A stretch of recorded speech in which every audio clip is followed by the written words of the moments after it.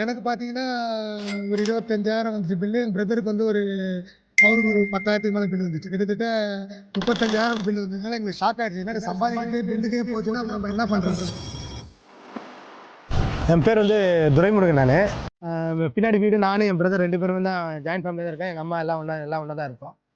EB bill பார்த்தீங்கன்னா ஒரு 3-4 மாதத்துக்கு முன்னாடி பார்த்தீங்கன்னா இபி பில் அதிகமாக போயிட்டு இருக்கு. ஏன்னா 28,000 30,000 வரைக்கும் போயிடுச்சு.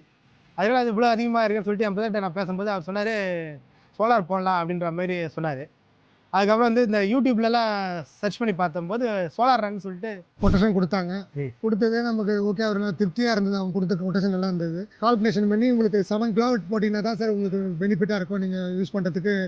அப்புறம் நான் 2, 3, 4, 5 யூடியூப் பார்த்தேன். எனக்கு எதுவுமே திருப்தியாக இல்லை.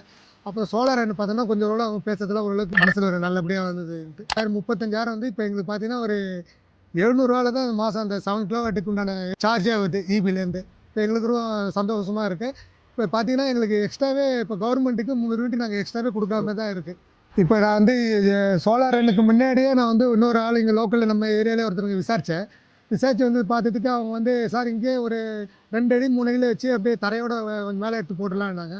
எனக்கு அந்த இதில் ஒரு அந்த அளவுக்கு திருப்தியே ஆகலை. அப்புறம் அவர் சோலார் அவர் கூட்டம் தான் இல்லை சார் இந்த வெயிலுக்கு பக்கத்து வீடு நிழல் படியுதுன்றதுனால உங்களுக்கு ஒரு 15 அடிக்கு மேலே போட்டிங்கன்னா தான் நல்லா இருக்கும்னாரு. அவங்க வந்து செக் பண்ணி பார்த்துட்டு நல்லா 15 அடி போட்டிங்கன்னா தான் அது நல்லா இதாக இருக்கும், நல்லா யூஸ்ஃபுல்லாக இருக்கும். இது வந்து இண்டிவிஜுவல் வீடு, பக்கத்தில் வந்து அப்பார்ட்மெண்ட் இருக்கிறதுனால அவங்களுக்கு வந்து 2 அடுக்கு மாடி இருக்குது.